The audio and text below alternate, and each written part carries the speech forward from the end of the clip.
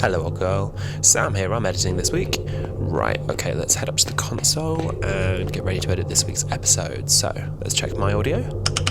Exactly, the better part of the year. I do think...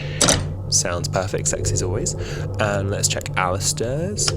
Yeah, if they go to the classics. Whoa, okay, what's up here? Oh, I see what he's done. He's used his AirPods instead of his space microphone. Typical Alasdair. Right, no worries. I can just clean up the audio here. Let's put it through the isomorphic controls. Reverse the polarity. Let me check. It took us a good hour and a half to do that. So. Amazing. Right, on with the episode.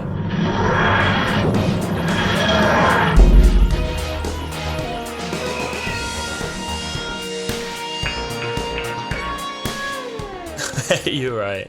You're right, love. I'm alright. Happy Monday. Happy Monday. Well, happy Thursday for everyone else in the world.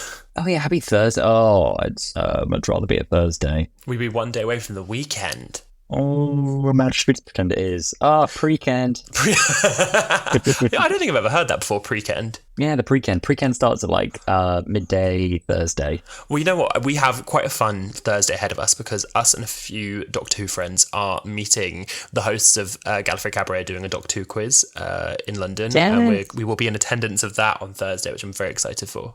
Yeah, if they go to the classics, we could run into trouble. But in terms of the new era, I think we've been revising. We've been revising for 42 weeks. Exactly, the better part of a year. I do think, and don't drag me online, Jodie's era I might struggle with a little bit. Oof. I think. That's a dangerous take. Yeah, I know. The classics, I think I'll be like 50-50. I'm quite good on classics. I'm not great on 6 and 7. Well, I mean, we're going to have a lot of fun this Thursday, but we also had a lot of fun the weekend just gone, didn't we? We had a lot of fun the weekend just gone. We spent a lot of time in my flat doing a few little unboxings. Had a lot of fun. And it was all thanks to you, actually. You really treated me.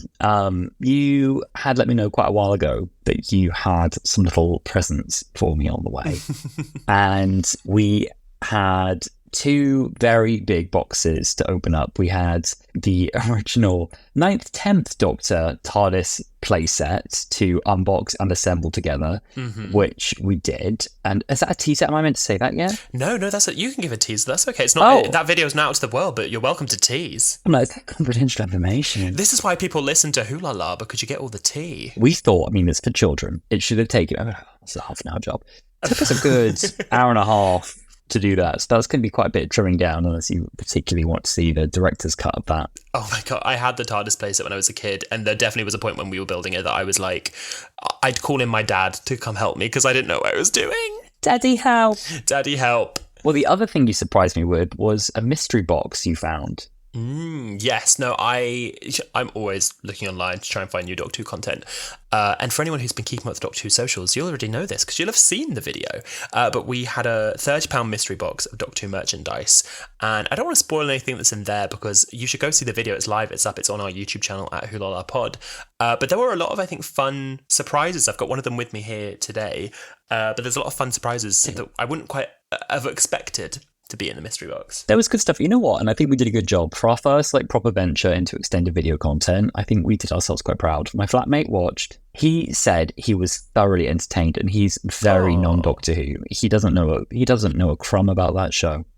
And he said he loved it. He was really impressed. That's lovely. I'll say the same. My lovely housemate Gen. No interest whatsoever in Doctor Who, but he said that he really enjoyed it and he thought it was very funny. Oh, winning all right.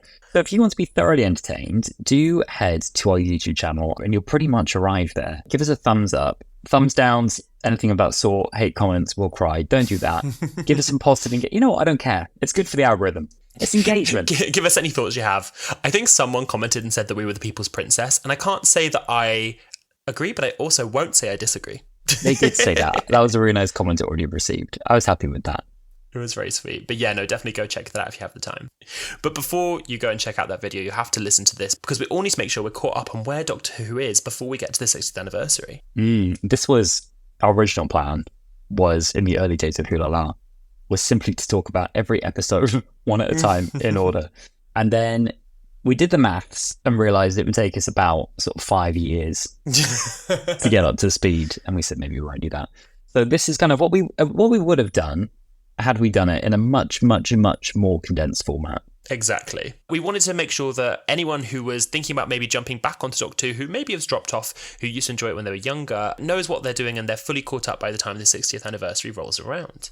Exactly. So this is your revision session. We're going to try and make it as kind of like bite-sized GCSE. This is very bite-sized GCSE. Bite-sized GCSE, like really nice, easy, skimming over kind of what the series looked like. Because actually, I think even people who did watch it, it's useful revision. I mean, even right before we start recording, I was like, wait, just point of clarity. Is this the reason this happened or no? And we've had to leave out a lot of detail because it is a dense era. Like there's a lot in there. And even our kind of lightest summary is difficult. And then kind of within that, I think we'll discuss every season. We'll talk about the companions, the themes, our favourite moments. And so we'll kind of reflect on that as well. But also just give you like a bit of a refresher. Exactly. We want to give you a recap of the season as a whole and then go through and have like a quick analysis on our end of what we thought of the season. Like Alice said, touch on our highlights, some maybe lowlights, and I think the companions and friends that joined the Doctor along the way. Yes. So Matt Smith's 11th Doctor first regenerated onto our screens on New Year's Day 2010, coming fresh off the heels of David Tennant's run as the 10th Doctor. Now, despite coming right after such a tough act to follow, Matt Smith proved yet again that Doctor Who's strongest selling point is its ability to make you fall in love with a brand new Time Lord with each regeneration, and number 11 was no exception. Matt Smith's era came with a new showrunner, Stephen Moffat, who has previously written stories for Russell T Davies' first era, such as The Empty Child, The Girl in the Fireplace, and Silence in the Library. That's the episode where we were first introduced to the mysterious River Song, a character who'd be fully fleshed out in this era.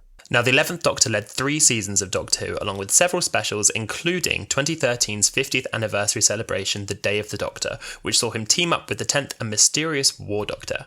His run as the Doctor went from New Year's Day 2010 to Christmas 2013, and with it we met many companions, new friends, old enemies, and surprising cameos. And what an era, like we said. It's packed. It's packed. I feel like, we've spoken about this before, I very reluctantly jumped onto this season. I love David Tennant so much, and I was like, you're not my Doctor. Not my Doctor. Not my Doctor. You're not my dad.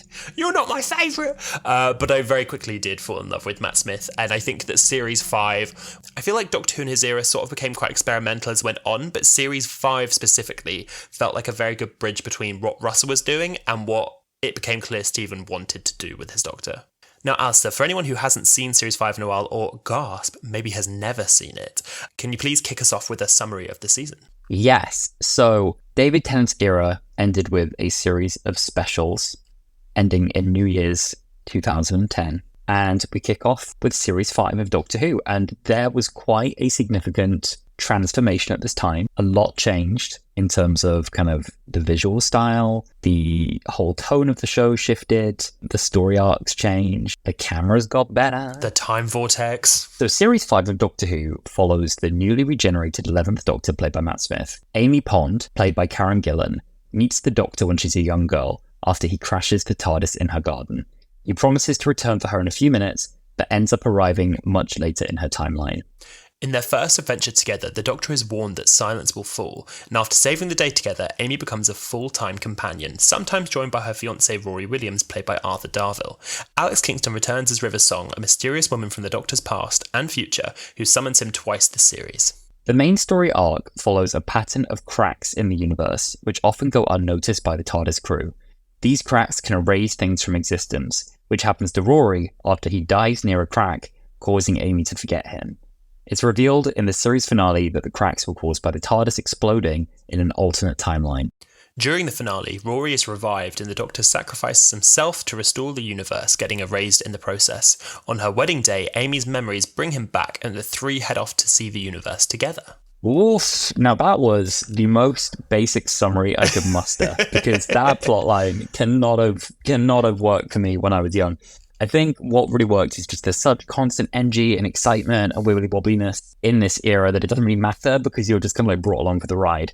But I think when you step back from it and you go, wait, so what just happened? it's quite tricky to actually like unpick the why. I know, a lot happened. It kind of, this was the last series, certainly for a while anyway, where you got a full series at once. After this, they started breaking the series down into mini seasons, which I think the show grew a lot with American audiences, and I think a mix of things like actors and showrunners availability and its widespread popularity with America, they started breaking them down, so you'd have kind of like mid-season finales. So this is the last series where you kind of get a full arc from beginning to end. Some of the places we go include the far future on Starship UK, in The Beast Below. We go to the London Blitz in Victory of the Daleks. We go to a far off planet in a couple of episodes where we meet the Weeping Angels. We go to the far future of 2020 Wales in The Hungry Earth and Cold Blood. We even meet Vincent van Gogh in 1890. Exactly. And you can't possibly forget we meet James Corden in The Lodger. I stopped a little short there, huh? Yeah, we go to present day Colchester to meet Craig Owens, played by written by Gareth Roberts as well. Yeah. Ooh. Yeah. No, I feel like this. I liked in the beginning of the series, for series 5, there were a few little hangovers, it felt like, from David Tennant, because he was such a liked Doctor. Like, trust me, I'm the Doctor, I think is a very David Tennant thing to say, and Matt Smith says it in his first episode. I think he says wibbly wobbly timey wimey at one point. But they quite quickly give him the Geronimo catchphrase, and they quite clearly try and differentiate himself. And I think as series 5 goes on, he does become his own like fully fleshed Doctor. Yeah, he's got very distinctive mannerisms. He's very much the quirky Doctor. He's excitable. He's childish. I really like that he somehow successfully, I think, navigates this like duality of like he can be like really, really childish, and then he can convince you that he's very old and very wizened. So he was 27. So he's your age. Oh, he's my age. Okay. I could be the Doctor. He's your age. This is fine. Can you imagine being the Doctor? Yes, I can imagine myself as the Doctor. Yeah, it's a great series. It's a lot of fun. I'm not surprised that people drifted because of the dramatic change from what went right before it. I don't think it's necessarily like a good or a bad change. It's just very different. It feels like a whole new show, like as it should every so often. And it's got a lot of complexity to it, and I think that as well kind of frightens off maybe more casual viewers, but can be very rewarding for loyal fans as well. So yeah, no, I think that it definitely was a soft reboot of the show, and I remember when they changed the logo, because between 9 and 10, I think because the Ninth Doctor only got one season, it felt like a very seamless change. The logo stayed the same, the time vortex stayed the same, even this TARDIS stayed the same, which I can't really imagine happening now. Can you imagine going into a new Doctor now and them having the same TARDIS? I mean, I guess 11 and 12 did, but he kind of redecorated it a little bit. I know, if we got a shooty season where he just sort of walked back into the crystal console, it would feel a bit like, oh. It would feel a bit weird, wouldn't it? Yeah. But yeah, no, so I can see why people would drift off if it seemed like too dramatically different from what the show used to be. But we do get a lot of fun things coming back. Quite soon in the season, we get the Daleks, which was refreshing because they were normally kept for the end of the series, like a season finale, whereas in this series, we got it episode 3, so we really quickly got to know how the Doctor would react with villains that we recognised. I think giving a Doctor their kind of like Dalek moment at some point in their first series, I think helps just allow them to establish themselves as the Doctor by having that face off with their kind of iconic enemy quite soon. So yeah, I think it's quite an important thing to do. It's a shame that the rebooted Dalek they went for didn't quite come to life in the way that they'd imagined it, and ultimately they sort of binned that whole concept of the Power Ranger Daleks. Yeah, they eventually did bin it. Yeah, I think that I commend them for trying to go in a whole new direction, and I liked that the Daleks didn't start the episode as the new one. We got kind of like a handover from the old to the new. But I think that in a world in which there had been so many changes, obviously the Doctor had changed, but the TARDIS had changed, and the logo had changed, and the time vortex had changed, like everything had changed. I think that something as recognisable as the Daleks may have benefited from staying the same for at least one series, and then we ultimately did see them going back to the original design. I think what they did with the Cybermen worked well, where they like adapted the original design slightly. They got rid of the little Cybus chest and they just had the little circle chest, and then we later saw in series 7B a redesign of the Cybermen. I think that might have been the way to maybe play it. Yeah, so we call this kind of, a lot of people call this the fairy tale era of Doctor Who, partly as well because of, I guess, what the Doctor becomes to Amy and his relationship with Amy Pond, which is so important. In a sense, he becomes a fairy tale in her life. He crashes into her world when she's just a little girl. He says he'll be gone for 5 minutes, and then he's gone for the next 12 years of her life, where she ends up seeing 4 therapists in 12 years. And everyone tries to convince her that none of this really happened. She just keeps biting them. And, he's a kind of myth in the way that he can kind of disappear as quickly as he was there. He can turn your whole world on its head, change the way you see everything, and then he can vanish.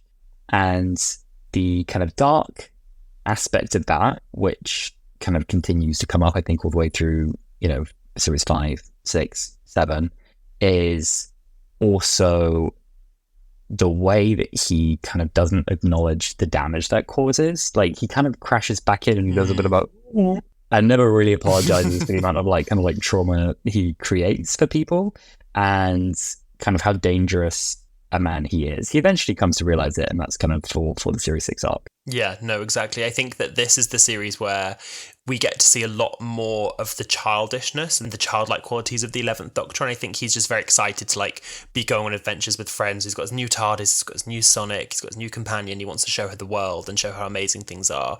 And especially in his first sort of few episodes, we really do see how alien he is and how he doesn't react to situations or learn from situations in the way that a human would. And I think that's why it's really important they're then joined by Rory, because Rory will hold him accountable, because Amy sort of falls for the Doctor and gets swept up in the adventures. And it's in The Vampires of Venice, sort of midway through the season, Rory says, "You don't understand how dangerous you make people to themselves when you're around because they want to impress you."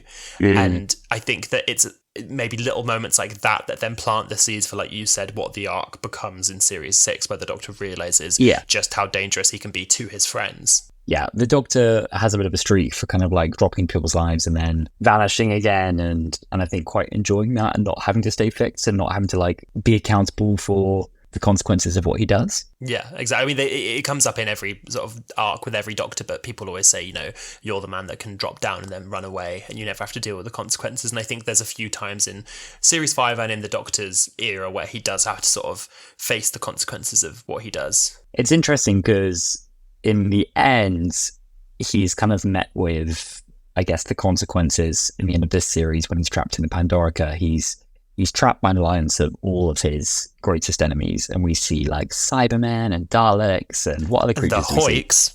The Hoiks. What else do we see? We see Sycorax, Sontarans, we see Autons. But then you also hear some really cool ones. You never get to see them, but the Draconians are apparently there, which are characters from the classic era.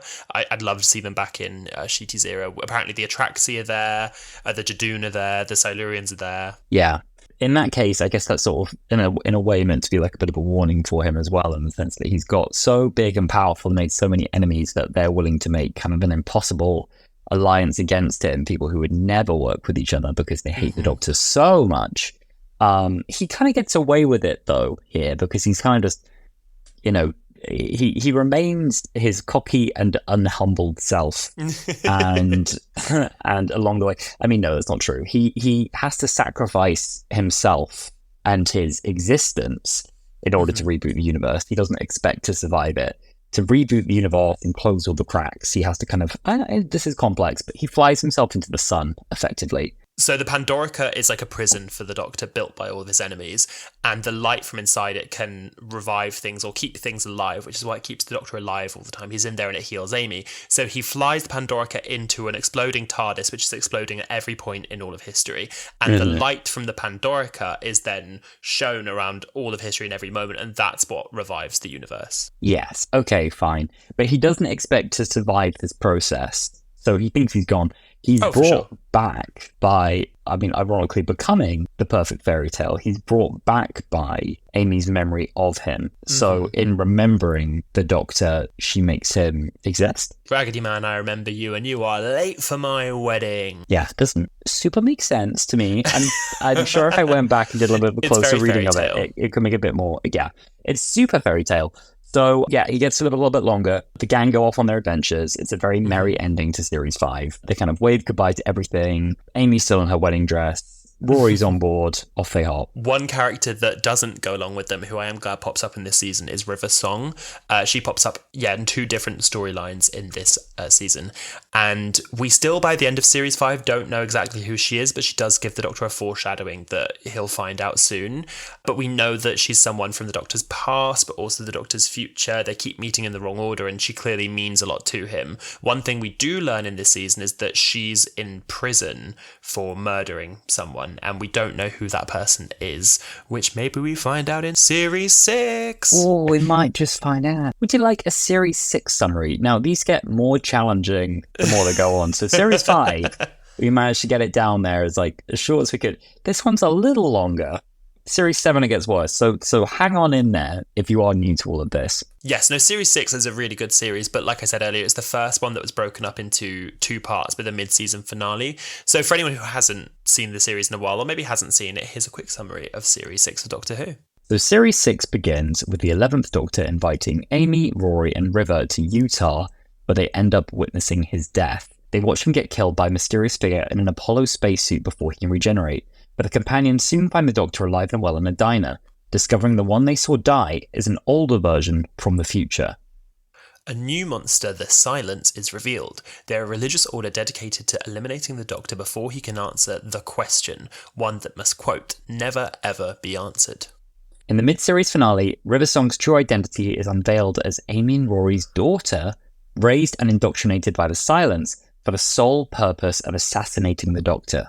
River was chosen because she can regenerate due to being conceived within the TARDIS. Because she can change her body, she also spent time growing up with Amy and Rory as their best friend Mel. Towards the end of the series, Amy and Rory depart as regular companions after the Doctor decided it'd be best if they stopped travelling and remained safe.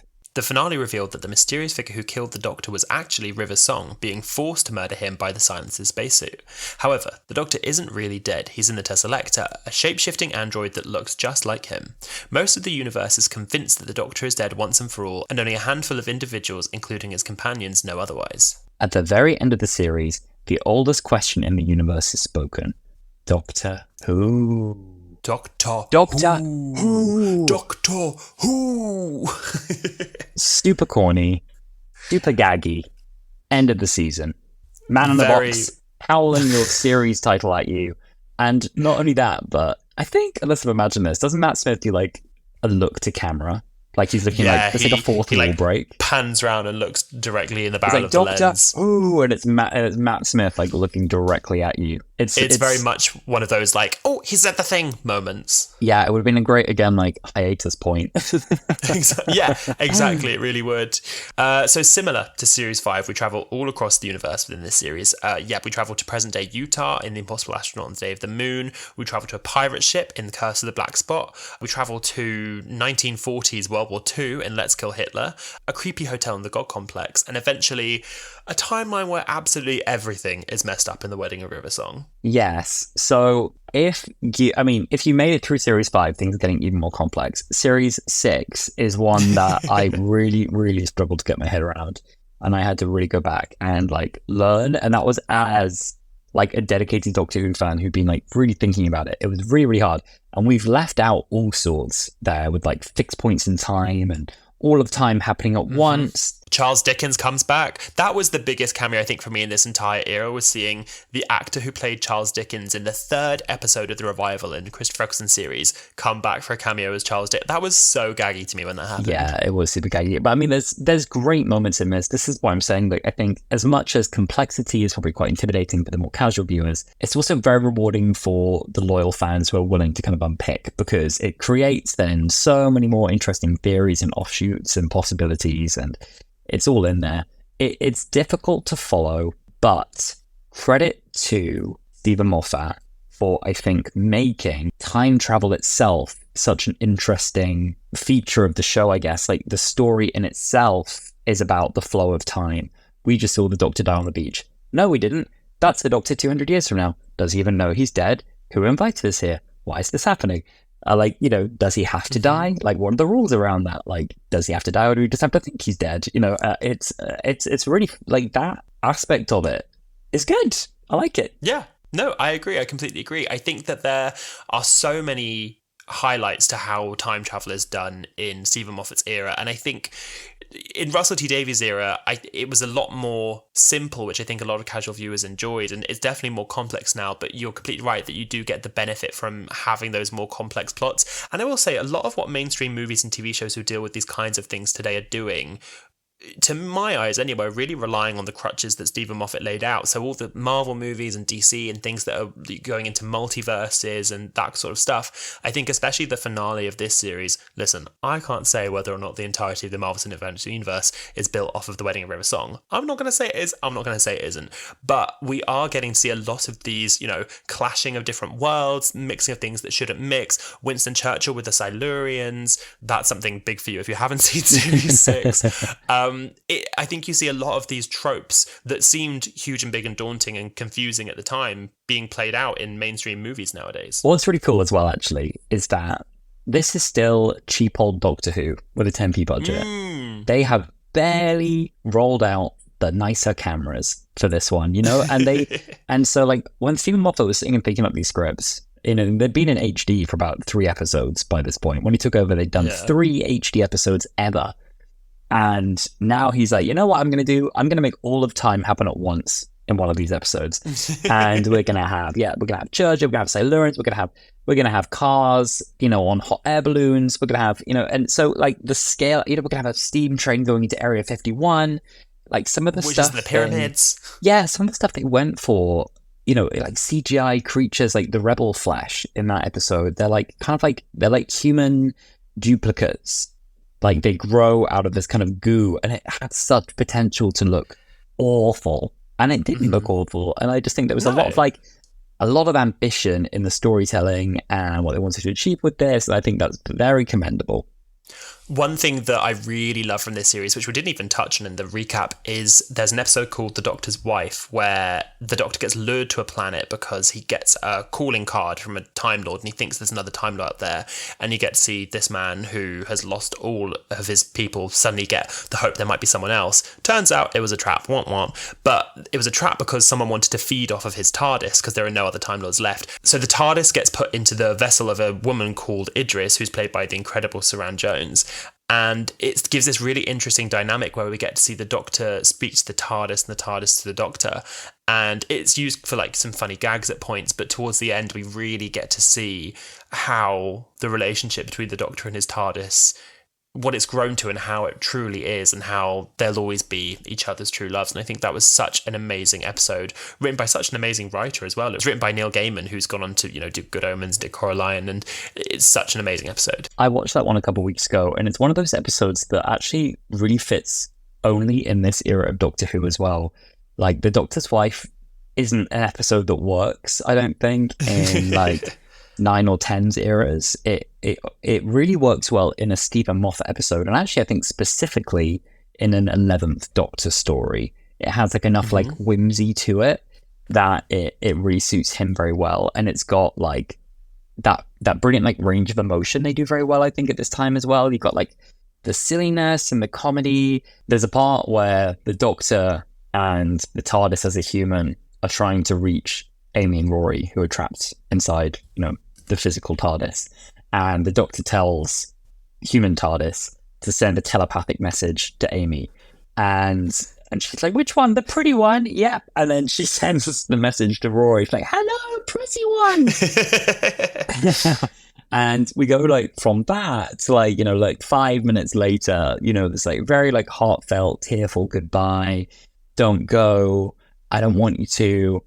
I wish you could stay. And then her saying like, alive is such a sad word because it's so sad when it's over. And it's like, I know. I don't want to say goodbye. God. I want to say hello. I just hello, wanted Doctor. to say hello. And it's full of great lines. Beautiful stuff. And yeah, that kind of story really fits so nicely, I think, into the way that this whole series feels. Exactly. Yeah, this definitely feels like a perpetuation of the fairy tale-ness of Doctor Who, and it gives you a chance to do things like, there's the episode on the pirate ship, because that's very swashbuckling-y and fairy tale in a different way to then the Wedding of River Song is in a sort of huge, big, elaborate way. And I feel like in this series, both in 5 and 6, you get some really heartfelt moments, like in The Doctor's Wife or Vincent and the Doctor, where it's just one-on-one dialogue with the character. But then you might have another episode, for example, where you're being chased by a massive monster made of alien goo. So it's nothing if not range. Exactly. In this TARDIS team, it truly feels like the Doctor is a part of a family. And that's when we start to see how he reacts to people who are threatening his family. Obviously, it's a literal family in that we have Amy and her husband Rory and their daughter River, but the Doctor, mother-in-law, but the Doctor truly is a part of this family. And in A Good Man Goes to War, Amy is stolen from the Doctor and Rory, and her baby is then later stolen, and we get to see inklings of the Doctor's rage and fury. And there's this amazing scene where it seems like the Doctor's won, Amy's back, their baby's back, and it's all before it all goes to shit. Yeah. The Doctor gets the Colonel, who was responsible, or he thinks is responsible for the whole thing, and he doesn't just tell him to leave and to evacuate and to go. He says, I want you to run away. I want children running past the house, Colonel, run away. I want that to become your name. I want that to be what people know you for. And when you come to people that I love, and he's shouting, and he doesn't have the same posture that he normally does, and he's getting right up in his face, and we start to see just what happens when the Doctor and his family are threatened. I love, sorry. I was lost in what you were saying. Yeah, this Doctor's got too big for his boots. He's becoming too reckless.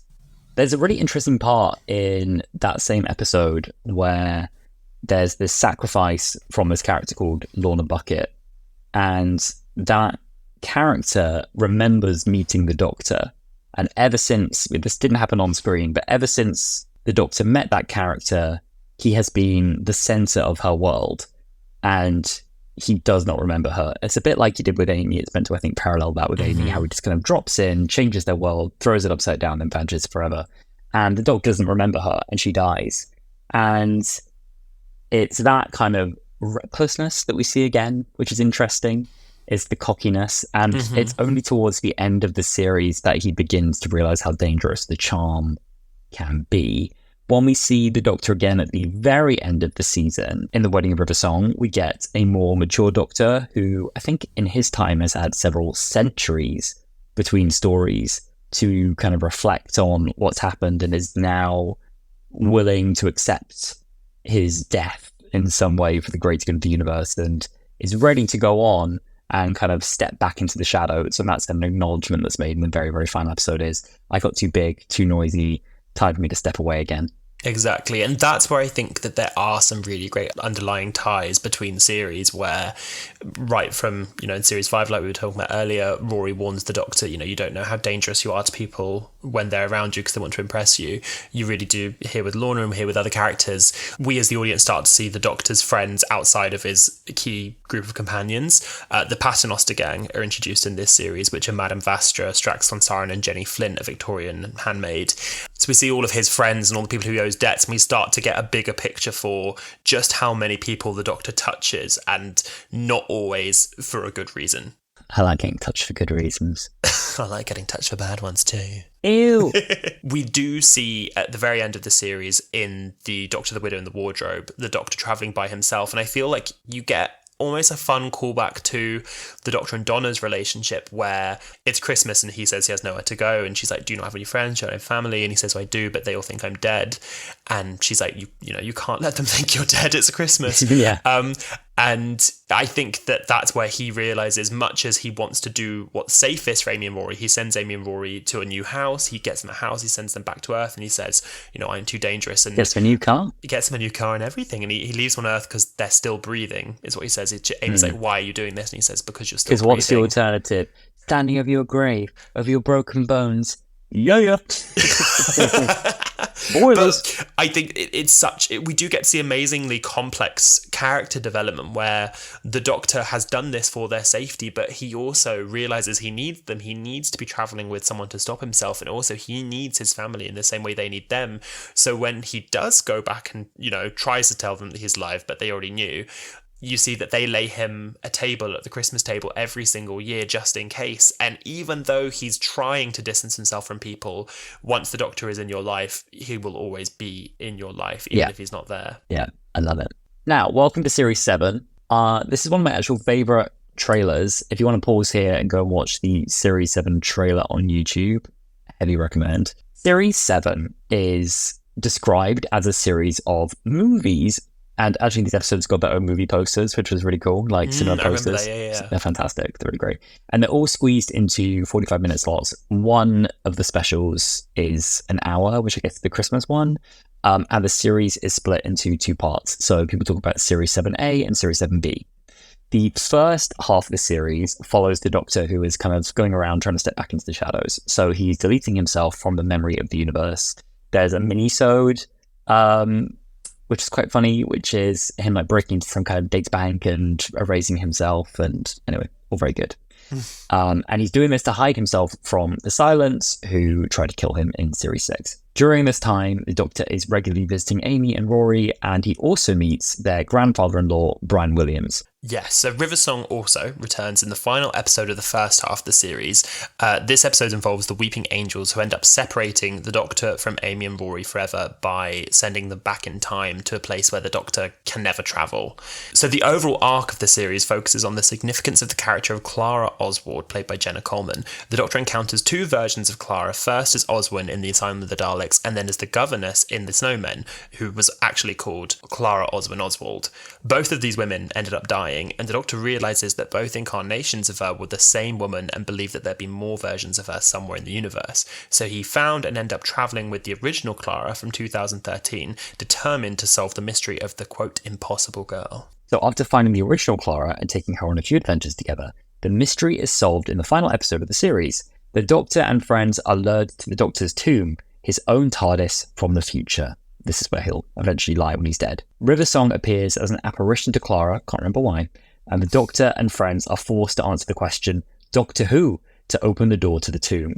River is able to answer the question without anyone hearing it, and inside is a gateway to the Doctor's personal timeline after his death. It's the kind of like scar tissue he leaves on the universe, but it gives you kind of a gateway into his entire timeline. Mm-hmm. The Great Intelligence is the enemy in the story, and the Great Intelligence enters the Doctor's timeline to undo all of his victories. The Doctor is lying there dying, and Clara leaps in to save him. In doing so, she splits into many versions of herself to save the Doctor many times over, even making sure that he stole the right TARDIS from Gallifrey for the first Doctor. The original Clara survives in the time stream, but not before meeting a version of the Doctor buried deep in his memory, the War Doctor, played by John Hurt. Ooh, who is that guy? Ooh. Yes, I feel like a lot happened in Series 7, because it did. But yeah, so to kind of look at Series 7A first, that's very much obviously the Doctor, Amy and Rory. I think it truly is, upon this kind of reflection where you're looking at all of the era as a whole, it felt to me when I originally was watching it like an odd few episodes to have as their final ones. It didn't really feel like it was accumulation of anything except maybe the last one. But looking at it overall like this, I really do feel like it is, because it's accumulating in this. It feels like they were playing with fire the whole time. They've realised, even right from the get-go, that this dynamic was difficult and dangerous and that they couldn't keep away from each other. And I think Rory, at least in Series 5, was the voice of reason, but then he soon quickly falls for the charm of the Doctor and the TARDIS and time and space travel. And they keep sort of saying in each episode, it's almost a bit like, we shouldn't be doing this, but I can't keep away from you. Amy comments on the gaps being longer between the Doctor's visits until the very end, but it feels like it's a nicely understated, I think, ending for Amy and Rory, where it's just like the one adventure they slipped up, the one adventure where they couldn't quite get away. It didn't feel like, destiny was always heading for this moment, it has with other companions. It just feels like this is the adventure that went wrong. Yeah, this is the one that went wrong. That's exactly it. And that's what's, I think, quite spooky about it, is that a lot of the other ones are built towards with some kind of like, oh, there's a prophecy, one more will still die. Yeah. The daughter of time will perish in the flames of war so very soon. And this is like one of the few where it's like, you're like, oh my god, we've messed up. Yeah, which is, I think, scarier, to be honest. It's a bit like, because it's like, well, any adventure could go badly south. Amy and Rory's death was massive. Like, we've been with them for a long time at this point, and it was kind of almost like, I think it was another one of those really traumatizing companion deaths. And I remember my sister, who is a few years younger than me, I turned to her on the sofa and she was sobbing that Amy and Rory had died, and inconsolable. And nasty old me, I just wanted to listen to the soundtrack, the unreleased Road Gold tracks. So I was blasting Together or Not At All around the house. Oh, we get 2 Amy and Rory deaths actually in one episode in that one. First, they have to commit suicide to end a paradox, and then after that, they get sent back in time and die of old age. We get 2 Amy deaths and 3 Rory deaths, because he also died as an old man. Deaths. Yeah. He also dies as an old man being used as a kind of human battery in a hotel run by Weeping Angels. Plot point. I think we need to touch on that episode at some point, but everyone here should go watch The Angels Take Manhattan, because the plot is the Weeping Angels basically create a battery farm for humans where they keep sending humans back on themselves into their own time stream, and they keep them trapped within a hotel so they can just keep feeding off them forever. It's really horrible, and it does accumulate in one of those episodes where the companion saved the day, the Doctor doesn't save the day. But I think that you get a really lovely payoff as well with River as a companion, where the Doctor is, inconsolable. He loses Rory and then he loses Amy, and it's the first face his face saw, and he's crying and devastated. And River, who stood behind him, who's their daughter, can't cry and can't be emotional because she's letting him be emotional, so she has to look at the Weeping Angel to keep him safe. And I think that is just a gorgeous sort of display of her love for him. Yeah, it's interesting as well because the kind of playing with fire theme really carries on with Clara after this. And Clara, we won't cover it in this one, but ends up kind of eventually having to kind of walk away from the 12th Doctor because they're so toxic together that they'll basically rip the universe apart just to be with each other if they have to be, because, well, it's not really her, it's the 12th Doctor who's bananas, but she's incredibly self-destructive just to the point that, she'll kill herself if she keeps traveling with him. And she does. And she does. They both have a horrible time. But that's a story for another day. Clara in this era is the mystery Arachne, and enigma Arachne, the skirt that's just a little too tight. A little bit too tight. In this series, what we get that's quite interesting as well is we see the Doctor travelling on his own for a bit. And the last time we saw that was back when we saw David Tennant's 10th Doctor kind of teeter on becoming the Time Lord victorious, in that he sort of declared himself the winner of the Time War rather than a survivor, and thinks of himself as being kind of the last remaining Time Lord, and therefore the one who can decide kind of that he dictates all laws of time and everything can be however he wants it to be, and goes a bit power mad, and he's kind of immediately slaps back by the universe into reality.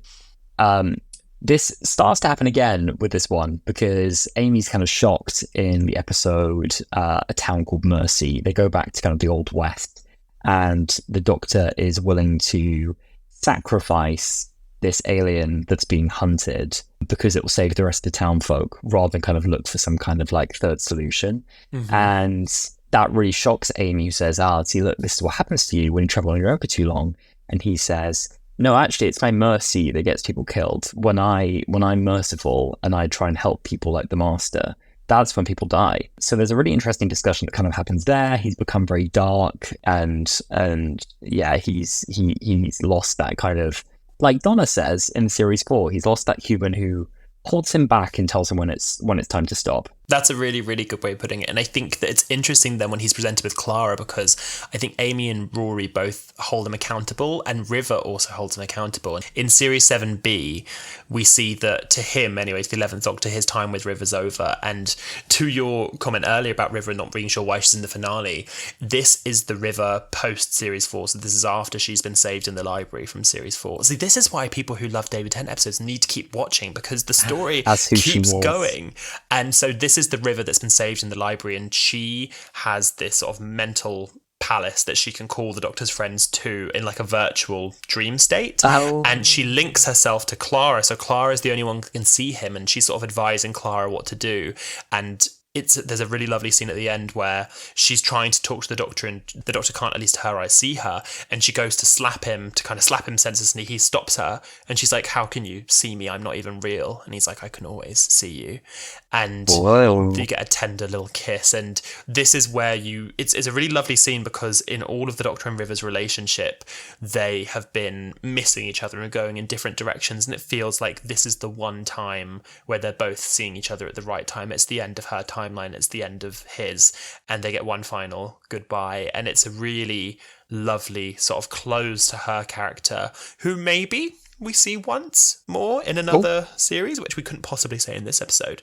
But yeah, I feel like it's a very satisfying close to the River Song character. Yes. One of the other kind of like standout themes to me about this is, I guess, because every Doctor needs to have some kind of like a tragic flaw that is kind of unique to them. Like, I guess the standout for the 10th Doctor was really like his ego.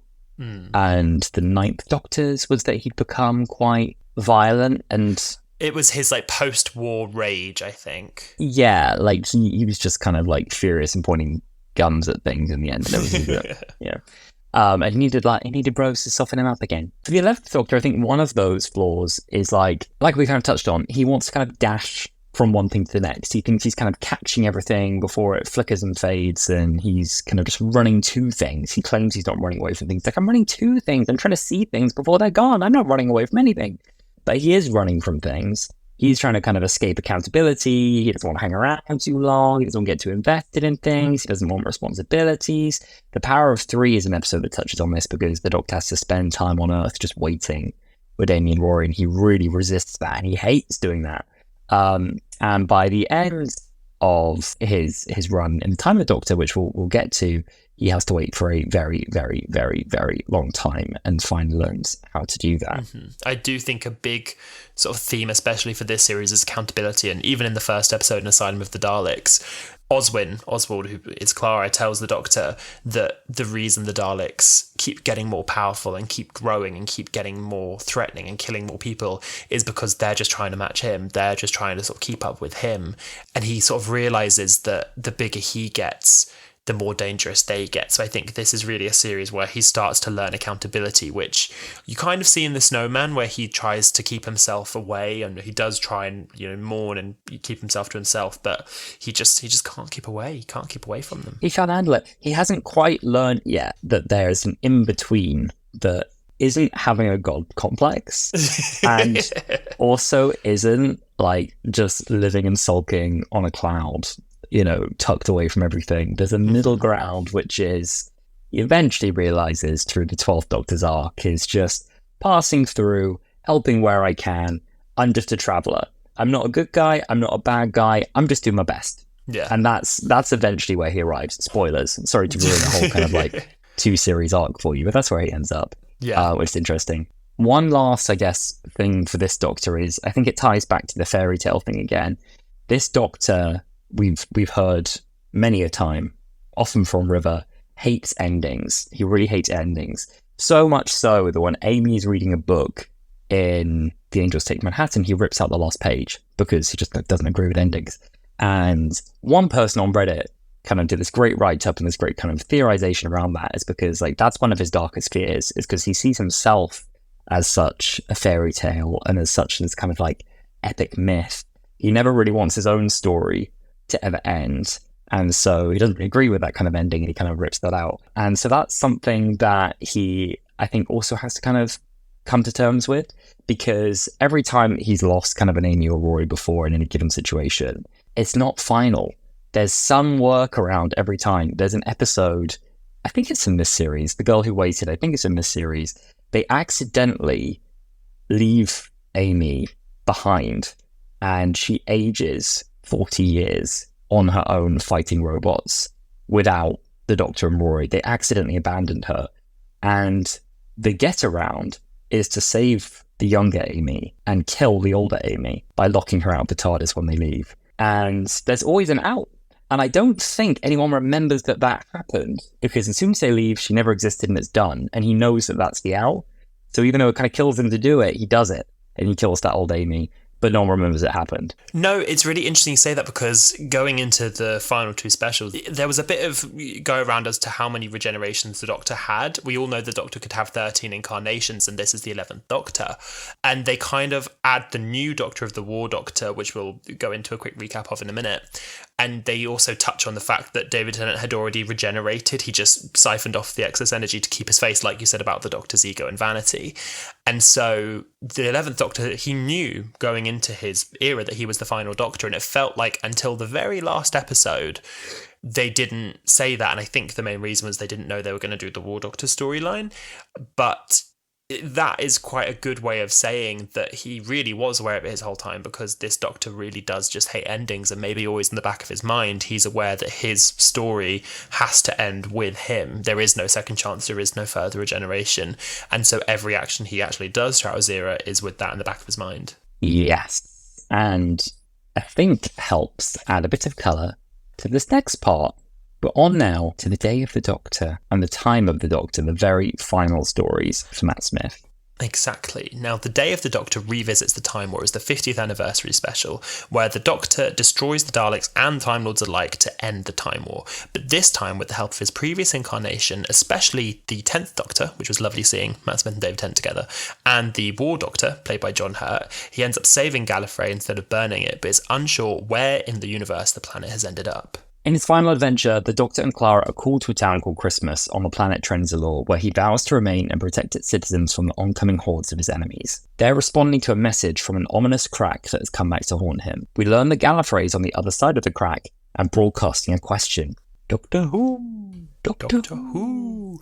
Unable to answer this question and having used up all of his regenerations, he ages into an old man. The Doctor's run out of lives, but the Time Lords give him a new regeneration cycle. Clara reluctantly says goodbye to the 11th Doctor before he regenerates, but before he goes, he has a final vision of the girl who waited.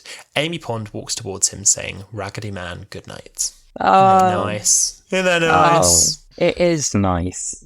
So there's so much good stuff just in these. I mean, I ripped into the Day of the Doctor for some reason when we did this episode. I don't know what side of the bed I woke up on that day, but I came in guns blazing, ready to just kind of criticize. Hello and welcome to season 2 of Wholala. I hated this episode. Yeah. It was interesting because in a way, like, the Day of the Doctor really fundamentally changes what we were told about what the Doctor did. Between 1996 and 2005, he went off and did a genocide in the Time War. And that was major because the Doctor's survivor guilt, making an impossible choice, is kind of what informs everything he does after that. And there's a conversation that John Hurt's Doctor has with kind of this vision of, essentially Billy Piper as the bad wolf, as the Womanizer. Don't worry about it. It was just nice seeing Billy on screen. It was just nice seeing her. Don't worry about who it was. He says, how many worlds do you think his guilt has saved?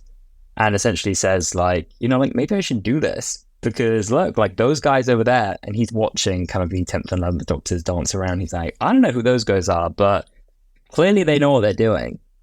Clearly they're still doing good things. Like, this decision, maybe it's not that bad. Like, clearly I'm surviving this and I'm continuing to do things and look after people and protect different worlds. So that's really interesting. But what it does do is it actually gives the Doctor the opportunity to still be the Doctor. Even in doing that terrible act, which it turns out the Doctor has tried to kind of suppress in their mind and has thought of that life they lived fighting the Time War as not really the Doctor. That's the guy that they don't talk about. I don't think about the guy. I don't number that guy. I don't refer to him. We don't know him. Which is also quite weird because, I mean, the War Doctor didn't just do, like, bad things their whole life. They just kind of made one impossible decision at the very end of it. But anyway, we'll ignore that. One thing that I think is really interesting, and I know we've touched on this in our recap of the Day of the Doctor, is that they bring back the 8th Doctor in a minisode. We haven't really talked about minisodes here. There's a lot of minisodes in the whole of the 11th Doctor series. The ones surrounding the 50th anniversary are really great. We see the return of the 8th Doctor as he regenerates into the War Doctor. And I always wondered why they didn't just have the 8th Doctor be him. But it is interesting seeing what he does in the Time War and having it be completely separate from any incarnation of the Doctor that we've seen before. Very, very separate from the 8th Doctor, very separate from the 9th Doctor. And how his actions, it is kind of retconning what we knew, but it still allows us to have that. So the 9th and the 10th Doctors aren't changed, so they still believe they did what they did, but we now get to see an 11th Doctor go into his final episode knowing that at least he's tried to save Gallifrey. Yeah, exactly. Obviously it's all working backwards. I don't think it was all planned right up until this moment, because it was a little messy. But I really enjoyed this episode. A lot of people really didn't like it because they didn't like the way that we had this Doctor who was defined by being youthful and energetic and childish spend so much of his final episode as an old man. They didn't like that he was kind of like reduced to that at the end. I really liked it, and I think within his arc it makes sense that he is finally able to kind of accept this is it. This is my last stand. This is where I'll die. I'm getting old, and when it's done, it's done. And at the very, very end, or almost quite at the end, right before he regenerates, he goes up to kind of just look the Daleks in the eyes, thrash them one more time, and he's like, do you want something to do it? Do it yourself. That's what he says to them, and then he's like about to kind of pop off, and then he gets one more life, which is great. It's a really interesting finale because, like you said, I don't think it was all planned to go in this direction. So there are a lot of, I mean, dear listeners, you've heard in this whole recap of his era, there's a lot of things happening at once. But I do think it does a good job of allowing, when he does regenerate into the 12th Doctor, having the 12th Doctor's era, which we'll discuss in another episode, have its own thing without too many hangovers from his era, because we do have all these different storylines and interweaving plots, but I do think that they get a satisfying resolution where we learn why the cracks are formed, and they've been going since the beginning of the series, way back in series 5. We get to learn who the Silents are. We get to learn why this certain particular factor took River's song. I think it's really nice she gets sort of tied into that as well. And I am glad that we get to see an accumulation of all of these different parts of the 11th Doctor's character where, you know, he's known for not liking endings and from running away from things and for being the youthful, young, fun, energetic Doctor, seeing him truly resemble the old, wise, haggard, for want of a nicer word, man that he had become by the end of his era. And then when he does get that extra regeneration from the Time Lords, he's kind of like kicking about and like twirling his stick, and he's like, love from Gallifrey, boys. And you see love that, from like, Gallifrey, boys. Even with all the changes, he is still the same man. Maybe with an extra wig. Oh my god. His regeneration involves at least 2 wigs. Jenna, I think, had her real hair, but yeah, Amy's definitely wigged up. He's clearly wigged up. I mean, the cheek of him as well to go off and do a project in between series where he shaved his whole head before his last. Are you kidding me? In the anniversary year? And Amy, obviously, Karen Gillan was playing Nebula in the Guardians of the Galaxy films and has shaved her head. So both of their final episode ends with a lot of wigs, which is just a funny side note. So we come to an end of the 11th Doctor's era, which we've summarised in near enough an hour, maybe just over.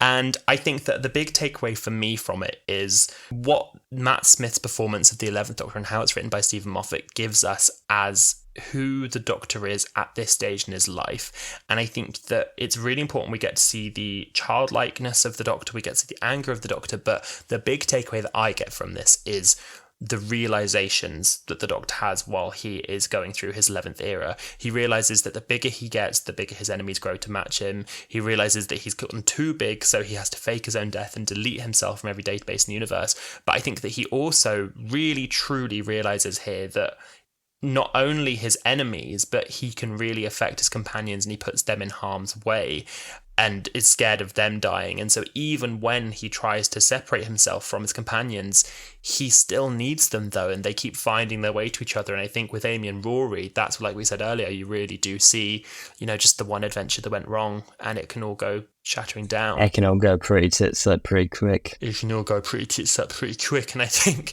that that's what I get as the takeaway from this, is that it makes sense then that when we go into the 12th Doctor's era, which again we'll touch on in another episode, he's a lot more sensible. I feel like certainly the beginning anyway in series 8, he's a lot more sensible, and I think that he truly is a product of where the 11th Doctor was when he regenerated. I think one of the things that happens is the Doctor recognizes the need to like stay and fight. I think when things go wrong, you can't run away from it. You have to own up to the consequences, and there are things you're going to have to stick around for and kind of make your mark in the sand and fight the good fight. And that's, I think, one of the big kind of things he learns. He learns a lot else. I think like patience is something he learns. It's funny, I'd say that he learned a degree of empathy, but that goes right out the window with 12th Doctor, who is quite cold, I think, at least in their first series.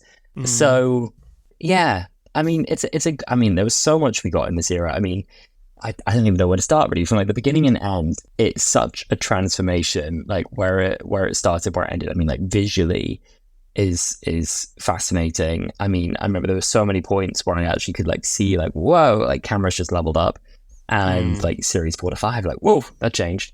And then there was a kind of Christmas specials, like, whoa, changed again. And then we went into those like mini movie style kind of episodes in series 7. I was like, wow, now it's looking cinematic. And every time it just kept going up and up and up and up and up. CGI kept getting better and better and better. New international audiences, massive amounts of quality soundtrack from Murray Gold. His style really evolved during this era as well. So much. we could say that I don't think we can possibly analyse, because this is more recap than analysis. But yeah, I loved all of the different outfits that 11 got in his era. We start we in love the the sort outfits. of blue and red tweed. He goes into like a Stetson at one point. There's long green coat, and where he ends up in the end of series 7 in that gorgeous purple coat. He still So has the much bow better. tie. Bow ties are cool. I was looking up fun facts this episode. I didn't want to do like a fun fact section, but the one thing I thought was really fun is after series 5, when the 11th Doctor said that bow ties are cool, bow tie sales reportedly increased by 94%. Come on. Which, helping the economy in the real world. But yeah, no, I think that the 11th Doctor's era had so much fun, so much fantasy, so much adventure, as well as real weight and gravitas. And I think that is what gets missed when people skip over this era, which is why I'd really recommend jumping back if you haven't seen it in a while, or if you've never seen it, taking a look at series 5, 6, 7, and the specials that came after it to have a look at the 11th Doctor's era. Absolutely. I think it's at least worth going back to some of those highlights.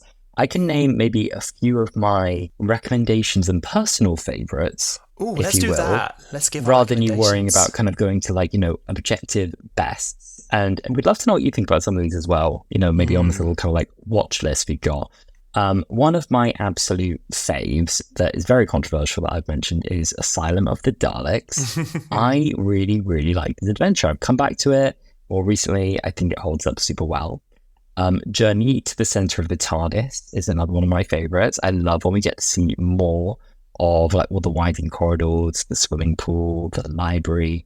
And on that theme as well, a favourite is definitely The Doctor's Wife, I watched recently. It's a story that is so good that I'd love to see it, I think, just redone, with new visuals and new cameras even already. It doesn't look poor, but I'd love to see it done again. Yeah, I'd almost like to see just a new Doctor do the same story with the same dialogue. But yeah, anyway, I love that one. And my final pick from me would be The God Complex, I think. I haven't been back to it in a long time. The overall story is great. He has to basically convince Amy to release her faith in him, and that he's actually not a good guy, and that he always knew it was going to end in their death, and he was always putting her in harm's way, and to stop kind of idolizing him. I really like that story. And there's also just really great creepy hotel vibes, creepy little puppets. Very Shining-esque. Very Shining-esque. Excellent episode. Yeah, no, those were really great recommendations. I think one thing that I loved is the monsters that we got. We've already done an episode on Stephen Moffat and the monsters, but we got to see some really great monsters in this era. I would recommend The Hungry Earth and the Cold Blood, to see the return of the Silurians. I really, truly loved that, as well as The Time of Angels and Flesh and Stone, where we saw the Weeping Angels come back, who then play quite a big part, I'd say, going through all of Stephen Moffat and certainly the 11th Doctor's era. One that I think gets shat on quite a lot, that I have a little bit of an affinity for, controversial opinion, is The Doctor, the Widow and the Wardrobe, the Christmas special from 2012. I like it too, but that does pale in comparison to A Christmas Carol, which I think genuinely is the best, if not one of the best, Christmas specials Doctor has ever done. It's got Michael Gambon, which was a huge star power to bring to Doctor Who.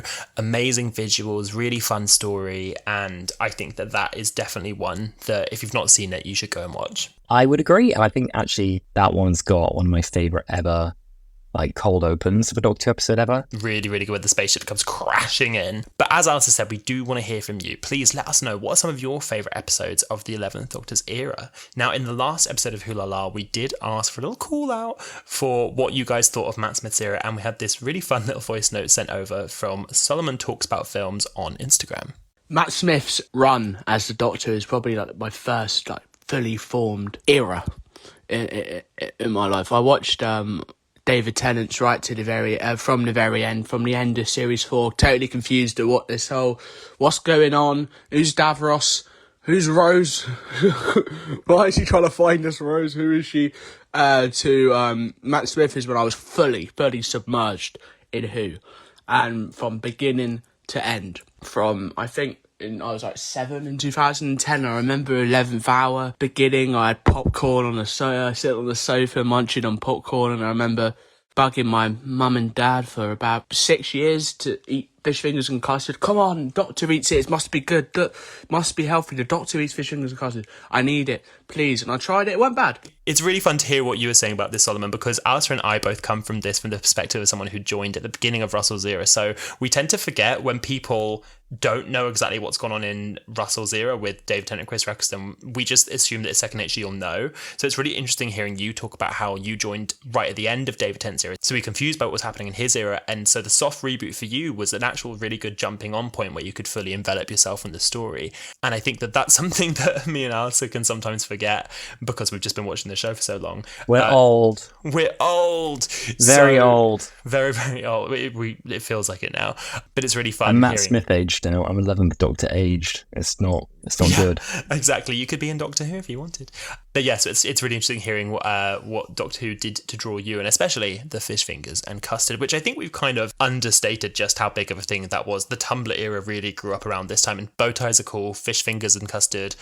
I wear a fez now. All of those things really were cultural phenomenons at the time. Absolutely. Now, if you've been following us since at least last week's episode 40, you'll know that in season 3 of Wholala, we want this to be very involved with you, our listeners. So for every Here's What You Missed on Who episode, we will follow that with a rewatch of one of the episodes from that Doctor's era. And dear listener, we would like to hear from you. Please reach out to us on socials, Twitter or X, Instagram, Threads, all of the above at Wholala Pod. We want to hear from you. What is your favourite episode of Matt Smith's era of Doctor Who? And we just may do a recap of it next week on the pod. Yes, please do let us know, and we will be sure to visit it next week. Yes, and while you're reaching out to us on those socials, do drop us a little follow, send us a tweet, drop us a comment, leave us a review if you are that way inclined. It does make us feel very good. It really helps the podcast and helps us reach Whovians across the board. So we are very grateful whenever you do reach out. Yes, it all helps us reach out to more Whovians across the galaxy.